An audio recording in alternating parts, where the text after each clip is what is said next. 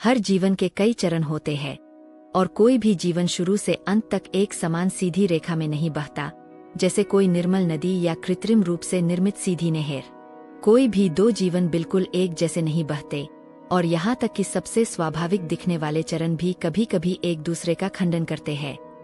इसलिए कुछ लोग अपनी युवावस्था में असाधारण रूप से बुद्धिमान होते हैं और बुढ़ापे में ही उन्हें अपने युवा गुणों का पता चलता है।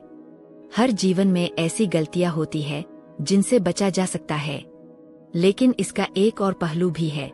कोई भी स्वस्थ जीवन पूरी तरह से स्थिर नहीं होता, नहीं कोई पूरी तरह से सामान्य। इसके बजाय हर किसी के जीवन में अपरिहार्य गलतियां और छूटे हुए अवसर होते हैं। ये किसी की अपनी गलत सोच या मूर्खता के कारण नहीं होते, बल्कि किसी बाहरी या आंतरिक कारक के कारण होते हैं जिसे रोका नहीं जा सकता, और यही जीवन को आकार देते हैं।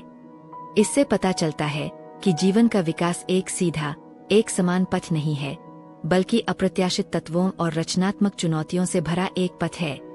जीवन के प्रत्येक काल का अपना उद्देश्य और कार्य होता है। वसंत ऋतु में पेड़ उगते और खिलते हैं, लेकिन आप फल नहीं देख सकते, और उस समय का एक अनोखा आनंद होता है।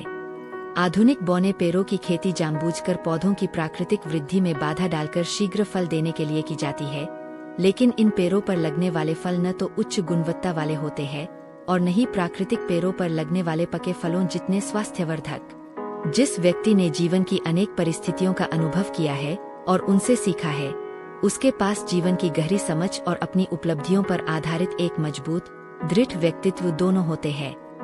इसी प्रकार वृद्धावस्था तभी अपना उद्देश्य पूरा कर सकती है जब व्यक्ति पतन और निराशा के बजाय ज्ञान और दूरदर्शिता पर ध्यान केंद्रित करे।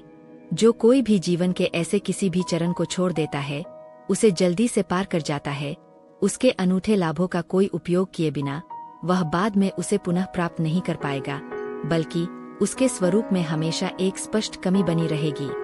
युवावस्था में इस कमी को रोकना शिक्षा का विषय है। जीवन के सच्चे लाभ और उपलब्धियां इस आंतरिक, स्वप्रेरित प्रयास से आती है, बाहरी मदद से नहीं।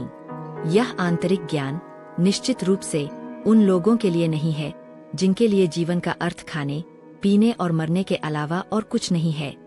आंतरिक जीवन के चरण उन लोगों के लिए है जो जीवन के सभी चरणों से संघर्ष करते हुए सच्चे आध्यात्मिक जीवन की ओर दृढ़ता से आगे बढ़ते हैं।